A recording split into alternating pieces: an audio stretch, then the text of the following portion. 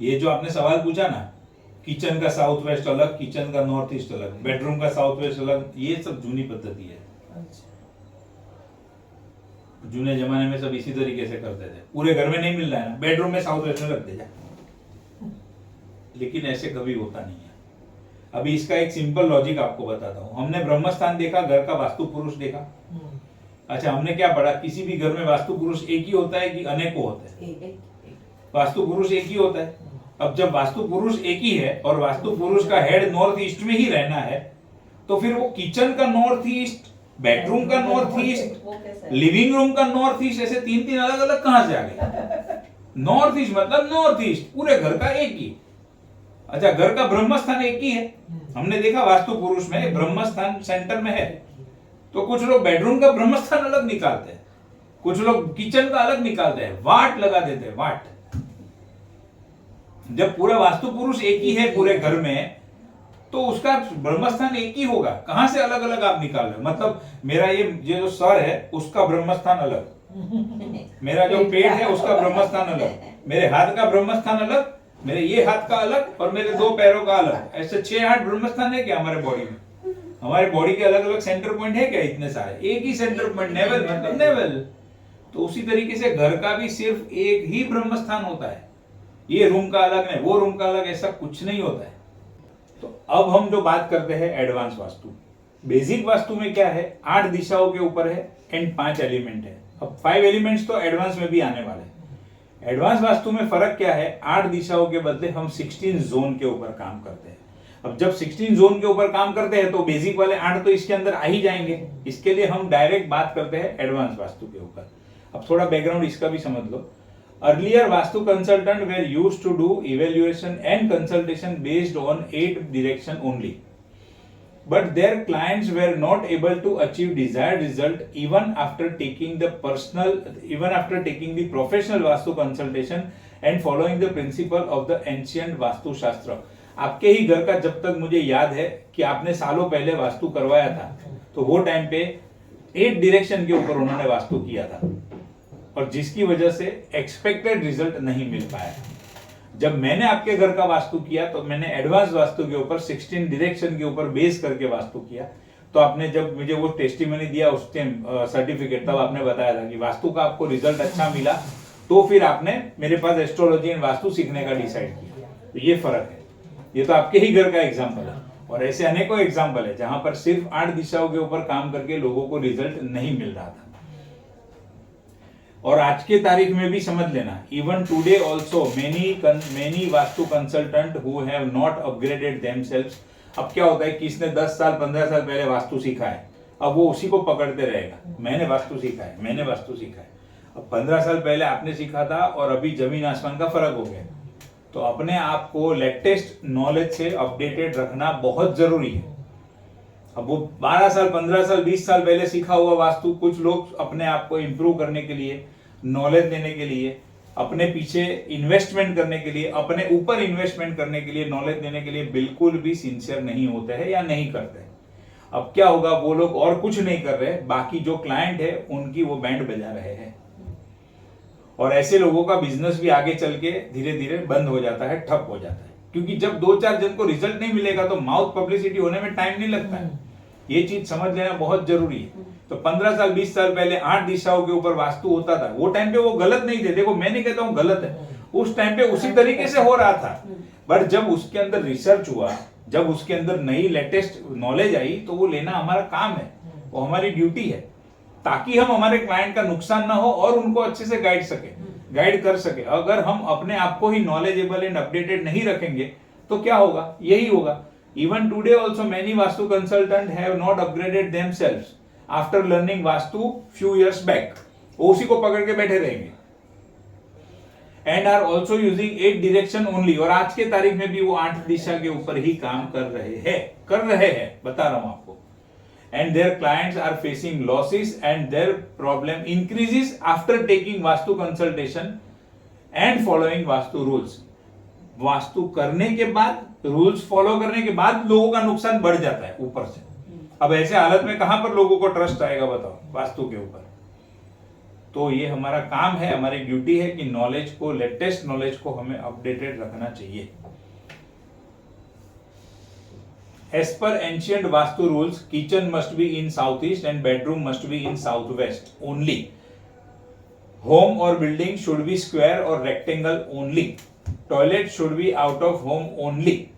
Brahmasthan should be left open to sky only. और ऐसे बहुत सारे रूल है कि जो पुराना शास्त्र है वो यही बता रहे कि ऐसा ही होना चाहिए। अब वो जमाने में वो पॉसिबल था, आज के जमाने में वो पॉसिबल है नहीं, तो उसका रास्ता एडवांस वास्तु में निकाला है। जिन्होंने एडवांस नहीं किया है वही बेसिक पकड़ के बैठे, उनको आज भी ये वास्तु के रास्ते सारे पता नहीं। और उतना तो छोड़ो, वो अपन उन्होंने जो सीखा है उसी को पकड़ के बैठते हैं, नया वाला लेटेस्ट वाला एडॉप्ट करने के लिए रेडी ही नहीं है। वो जड़ता जिसको बोलते हैं। तो हमेशा हमें सीखने के लिए फ्लेक्सिबल रहना चाहिए, कहीं से भी कोई भी नई चीज सीखने को मिल सकती है। But the architecture of today is moving towards urban housing, where most of the flats are irregular in shape. गिन के मुझे लाके दिखा दो स्क्वायर या रेक्टेंगल शेप, मान जाऊंगा, जहां पर कोई कट नहीं है, पॉसिबल ही नहीं है। बिल्डर तो क्या करते हैं, एक एक फुट का हिसाब करते हैं, यहां से जगह मिली, यहां से जगह मिली, ऐसे ये बना दो, वैसे ये बना दो। उनको तो, और वो अपनी जगह पे सही, वो कमाने बैठा है, उसको वास्तु से कोई लेना देना है नहीं। बट वहां पर घर में रहने वाले लोगों की फिर हालत धीरे धीरे खराब होती है। People want attached toilet bathroom only. They also want all the bedroom in the flat with attached toilet bathroom. Not all the kitchen in southeast or bedroom in southwest. Her bar south east में kitchen आए possible नहीं है, हर बार south west में ही bedroom आए वो भी possible नहीं है। ये सारी चीजें हो रही थी। In today's modern world where we do whatever amount of money we spend, it is not possible to get 100% naturally positive vastu. 5 crore खर्च कर लो, 4 करोड़ खर्च कर लो, 10 करोड़ खर्च कर लो, 100% वास्तु के हिसाब से बना हुआ फ्लैट मिलना पॉसिबल ही नहीं है। 100% नेचुरली पॉजिटिव और 100% वास्तु कंप्लायंट होम या बिल्डिंग, बंगलो, ऑफिस, फैक्ट्री कुछ भी मिलना पॉसिबल ही नहीं है 100%। और ये बिल्डर लोग अपना माल बेचने के लिए दावा करते हैं 100% वास्तु कंप्लायंट। कहां से आया भाई 100%? खुद ही कितने रूल्स तो अंदर तोड़े हुए हैं। अच्छा 100% वास्तु कंप्लायंट, लेकिन किसका? खुद का, कि जो रहने वाला है उसका? खुद का माल बिके इसके लिए वास्तु करवाते हैं वो लोग। वो मैंने देखा है कि हमारा फटाफट प्रॉपर्टी सेल हो रहा है, सामने वाले का जो होना है वो हो जाए।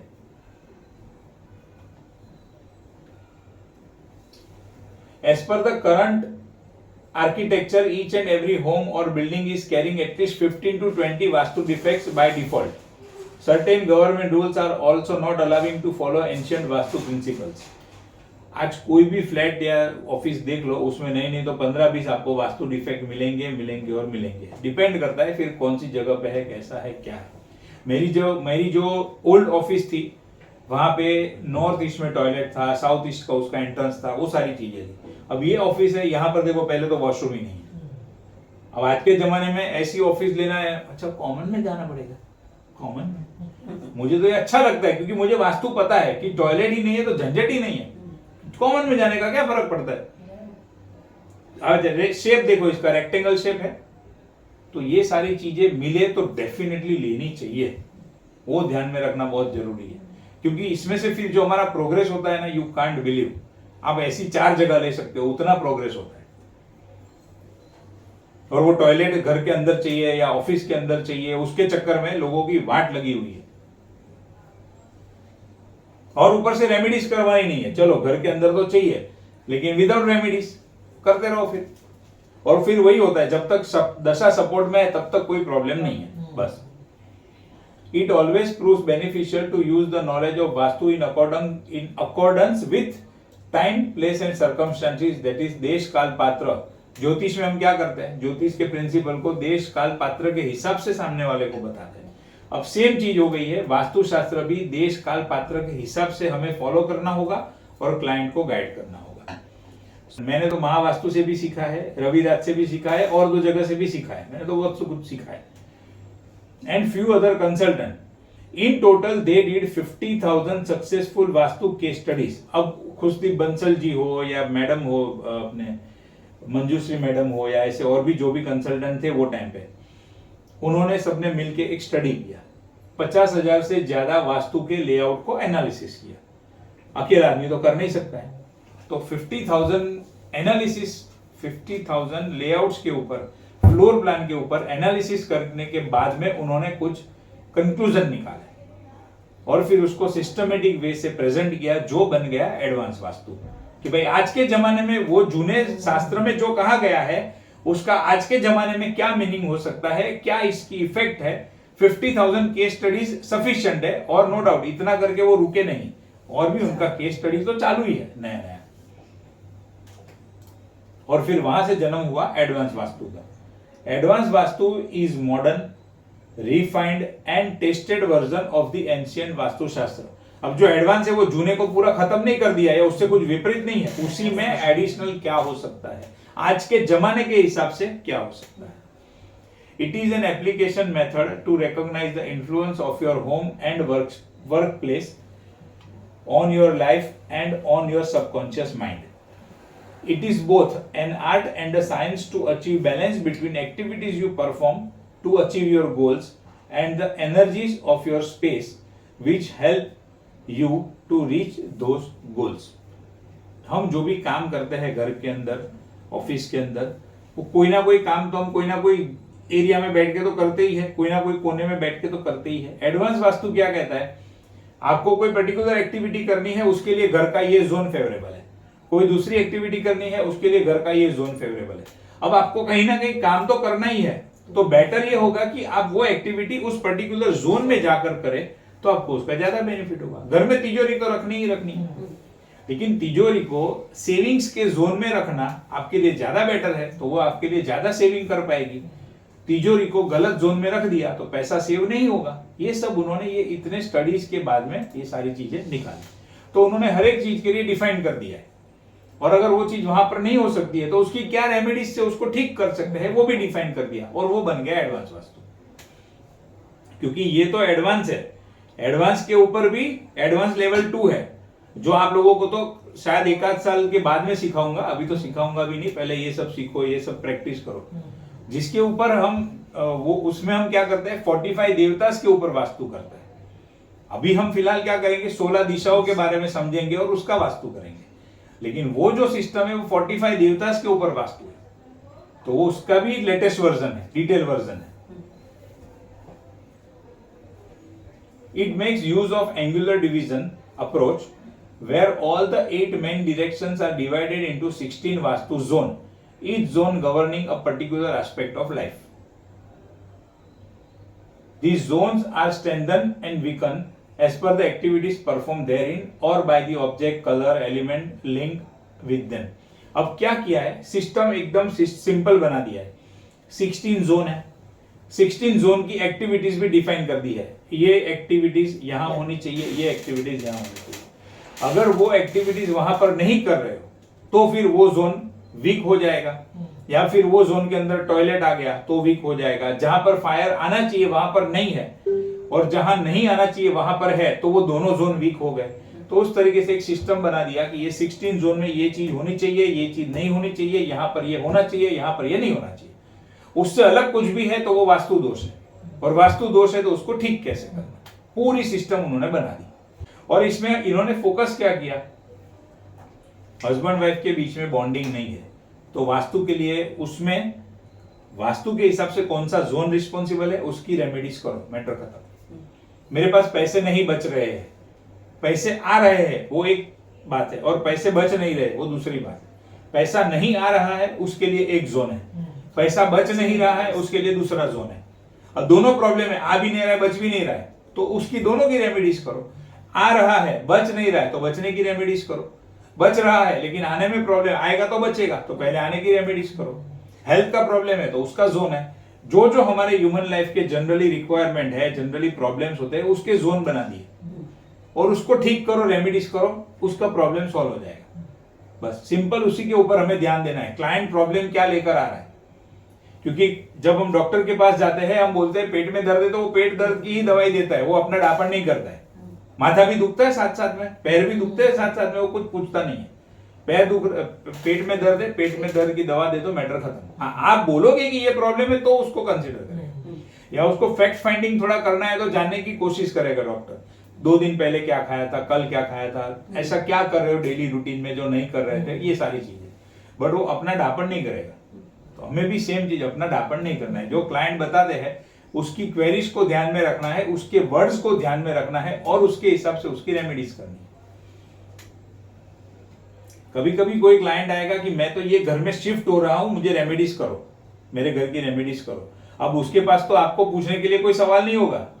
नॉर्मली जो क्लाइंट 10 साल से एक घर में रह रहा है, वहां पर आप उसको वास्तु के एनालिसिस से पूछ सकते हो, क्या ये प्रॉब्लम हो रहा है, क्या ये प्रॉब्लम हो रहा है, क्या ये प्रॉब्लम हो रहा है, क्या ऐसा हो रहा है, क्या वैसा हो रहा है। या फिर उसका भी जो एक्सपीरियंस है 10 साल का उस घर में रहने के बाद, वो आपको बताएगा कि मैडम ऐसा अभी तक हो रहा था, लेकिन ये घर में रहने को आया ना, तब से मेरा ऐसा हो गया। तो आप समझ पाओगे। लेकिन कोई क्लाइंट अभी नए ही घर में शिफ्ट हो रहा है, वो क्या बताएगा आपको सिम्टम्स? कुछ नहीं। तो वहां पे आपको आइडियली अगर क्लाइंट का बजट है तो पूरे घर को ध्यान में रख के ही रेमेडीज कर लेनी है। या फिर अगर उसके पास कोई बजट का कंस्टेंट है कि भाई इससे ज्यादा मैं नहीं कर सकता हूं, वो पास्ट एक्सपीरियंस है कि भाई ये घर में रहने के लिए आया, तब से पैसों का बहुत प्रॉब्लम है, हेल्थ अच्छी है, हस्बैंड वाइफ में भी ऐसा कुछ प्रॉब्लम नहीं है, बट पैसे का बहुत प्रॉब्लम है। तो आपको समझ में आ जाएगा कि पैसे के रिलेटेड प्रॉब्लम है तो उसके जोन की ही रेमेडीज करो, बस, बाकी कुछ करने की जरूरत नहीं है। और अगर क्लाइंट के पास पैसा है, परमिट है, वो करने के लिए रेडी है, तो फिर आप उसको समझा सकते हो कि भाई साथ में ये करना बेटर है। बाकी फोकस क्या करना है, जो प्रॉब्लम बता रहा है उसी को फोकस करना है।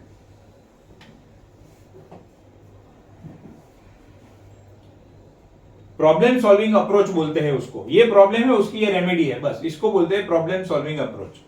It stress upon the accurate diagnosis of the root cause of a problem to ensure the prosperity, happiness, success in the individual lives while maintaining the modern architecture and lifestyle। व्यक्ति को lifestyle भी maintain होनी चाहिए, architecture के rules भी follow होने चाहिए, government के रूल्स भी फॉलो होने चाहिए, साथ ही साथ में उस घर में रहने वाले लोगों के प्रॉब्लम भी सॉल्व होने चाहिए, उनको growth, name, fame, wealth, prosperity मिलनी चाहिए। तो वो कैसे मिले, उसको पूरा कंबाइन करके जो शास्त्र है वो अभी का एडवांस वास्तु शास्त्र है जो हम सीखने वाले हैं। While diagnosing the root cause of the problems, high precision level are practiced and deviation of even 30 degrees is not allowed। इसके लिए सबसे इंपॉर्टेंट क्या है, आप सामने वाले व्यक्ति के घर पे जाके एक्यूरेट नॉर्थ दिशा का मार्किंग करो। अगर 5 से 10 डिग्री का भी फर्क पड़ गया तो आपका वास्तु एनालिसिस, कंसल्टेशन पूरा रॉन्ग हो जाएगा। आप जो बोलोगे वो क्लाइंट के सिम्टम्स के साथ में मैच ही नहीं होगा। अगर आपने परफेक्ट नॉर्थ निकाला है, बाकी के डायरेक्शन का परफेक्ट मार्किंग किया है, तो ही आप जो बोलोगे वो क्लाइंट बोलेगा हाँ ये प्रॉब्लम हो रहा है। सिंपल है। तो एक्यूरेट मार्किंग बहुत जरूरी है। With such precision symptoms do match 100%। अगर आपने वो 100% मैच किया, मार्किंग परफेक्ट किया है और आपकी बराबर से एक बार शास्त्र के ऊपर कमांड आ गई, आप जो बोलोगे वो क्लाइंट बोलेगा हाँ ऐसा हो रहा है, हाँ ऐसा हो रहा है, हाँ ऐसा हो रहा है, तब वो लेवल के ऊपर आप पहुंच पाओगे। And accurate diagnosis paves the way for successful results of remedies. आपको पता है डॉक्टर के पास जब जाते हैं तो वो सबसे ज्यादा किस चीज के ऊपर एम्फसाइज करता है दवाई देने से पहले? सामने वाला व्यक्ति जो मेरे पास आया है उसका रोग क्या है वो मैं बराबर से डायग्नोसिस करूं, उसका पहले बराबर पता लगाऊं। एग्जैक्टली पेट में ही दुख रहा है ना, कमर में दुख रहा है और पेट बोल रहा है, ऐसा तो नहीं है। एग्जैक्टली क्या हो रहा है उसके ऊपर वो सबसे ज्यादा फोकस करेगा। क्यों? क्योंकि उसको पता है एग्जैक्टली क्या हो रहा है, वो मैंने पकड़ लिया तो उसको कैसे ठीक करना वो तो मुझे पता ही है, उसकी दवाई तो है मेरे पास। लेकिन सामने वाले को हो क्या रहा है एग्जैक्टली, अगर मैंने वो नहीं पकड़ा तो मैं गलत दवाई दे दूंगा, क्योंकि उसने कोई भी रीजन से उसने गलत बताया या फिर डॉक्टर बराबर से पकड़ नहीं पाया और दवाई दे दी तो साइड इफेक्ट होना तय है, वो तो फिक्स है। इसके लिए कोई भी डॉक्टर क्या करता है, सबसे पहले सामने वाला जो बोल रहा है उसके जो सिम्टम्स बता रहा है, पेट में दर्द है, फीवर है, 2 दिन से खांसी है, पैर में भी थोड़ा दर्द है, वो सारी चीजों को पकड़ के बराबर ध्यान से सुन के वो ये पकड़ता है कि इसको एग्जैक्टली प्रॉब्लम क्या है। एक बार उसने वो पकड़ लिया कि ये प्रॉब्लम है तो फिर दवाई देना आसान हो जाता है उसके लिए। तो हमें भी क्या करना है जब हम वास्तु कंसल्टेशन करते हैं, केस टू केस डिपेंड होगा, जैसे मैंने बताया कोई नए घर में रहने जा रहा है तो वो सारी चीजें देखेंगे हम प्रैक्टिकल। बट हमें करना क्या है, क्लाइंट हमारे सामने बैठने के बाद मुंह से क्या शब्द निकालता है, क्या प्रॉब्लम लेकर आया है, उसके ऊपर हमें बराबर से फोकस करके उसको पकड़ना है। एक बार वो पकड़ लिया तो कौन से जोन में क्या रखना नहीं रखना वो तो सब हमारे पास लिखित में है रेमेडीज, वो तो फिर दिमाग नहीं चलाना है, वो जाके रख देना है और कुछ नहीं। बट वो पकड़ना बहुत इंपॉर्टेंट है। Once the diagnosis is found to be matching 100% with the symptoms of the problem, only then tried and tested remedies are applied in the home or building to solve the problems and achieve the desired goals. The remedies are scientific techniques which are employed to achieve the desired solution without any demolition or drastic changes in the building or office. आज के घर में लोगों का आज के जमाने में एक ये भी कंसर्न आता है कि हम कोई तोड़फोड़ करने के लिए रेडी नहीं है। भले आपको जो रेमेडीज करनी है करो। एक अभी 2 दिन के पहले जो मेरा कंसल्टेशन हुआ और भी पहले इतने मैंने किए, उसमें से भी 4-5 क्लाइंट तो ऐसे आए थे, जो रेमेडीज करनी है करो, दिखना कुछ नहीं चाहिए, सब कुछ छुप जाना चाहिए। तो ऐसे भी हमें रेमेडीज करनी आनी चाहिए। कोई ये बोलेगा कि मैं तोड़फोड़ करने के लिए रेडी नहीं हूं, हाँ ड्रॉअर के अंदर कुछ रखना है रख दो, वो चलेगा, कोई भी चीज में तोड़ूंगा फोड़ूंगा नहीं, लेकिन मुझे रेमेडीज करनी है, तो वो तरीके से भी हमें करने के लिए आना चाहिए। तो इस तरीके से लोग क्या करेंगे, अपने अपने अलग अलग गोल्स बताएंगे, उस तरीके से हमें रेमेडीज करके उसका सॉल्यूशन करना है। और वो साइंटिफिक टेक्निक है जिससे हम उसके डिजायर गोल को अचीव कर पाते हैं, उसके प्रॉब्लम का सॉल्यूशन लेकर आते हैं। Remedies are applied exclusively in the affect portion of the building of home, मतलब वो जोन है, उस जोन के अंदर उसकी रेमेडीज करनी है। So with the help of advanced Vastu technique, we can balance the 16 zone and solve all the problems and can get the benefits. It also explains attributes and effects of colors, shapes logically which match 100% with the real life observation. So colors and shapes are also used to get the good effect and to solve the problems of the client. In short ये कहने का मतलब क्या है, हमारे घर के अंदर हम जो भी फ्रेम रखते हैं, जो भी आर्टिकल रखते हैं, जो भी ऑब्जेक्ट रखते हैं, वो सब चीजों की असर हमारे सबकॉन्शियस माइंड पे होती है। तो बिना मतलब की कोई चीज घर में रखनी नहीं है, जो भी रखनी है वो पॉजिटिव चीज ही रखनी है। पेंटिंग, अभी मान लो कोई किसी ने घर में वॉर का पेंटिंग रखा है और वो बार बार उसको देख रहा है, तो जाने अनजाने में उसका नेचर बिहेवियर ऐसा हो जाएगा सबकॉन्शियस माइंड के अंदर कि वो घर के मेंबर के साथ लड़ाई झगड़ा ही करने बैठ जाएगा। तो घर में कैसा पेंटिंग रखते हो, कौन सा रखते हो, कहाँ रखते हो, उसकी कलर, उसकी डिजाइन, उसकी इमोशन, हर एक चीज मैटर करती है। तो बहुत सोच समझ के चीजें रखनी चाहिए। बट अगर अच्छी चीज रखी है, पॉजिटिव चीज रखी है, तो उसका बेनिफिट पॉजिटिव मिलता है। In Safal Disha Vastu course we will study advance Vastu. हम ये कोर्स में क्या स्टडी करेंगे, एडवांस वास्तु को स्टडी करेंगे। और एडवांस वास्तु के अनुसार there are 32 types of entrance, 16 zone and 5 elements. ये 3 जो है ये फंडामेंटल पिलर्स है एडवांस वास्तु के, जोन, एंट्रेंस एंड एलिमेंट्स। इसको परफेक्टली पकड़ लिया, समझ में आ गया, दिमाग में बराबर से बैठ गया, तो फिर आगे का कोर्स आपको समझने में, रेमेडीज समझने में, सब में आपको आसानी होगी।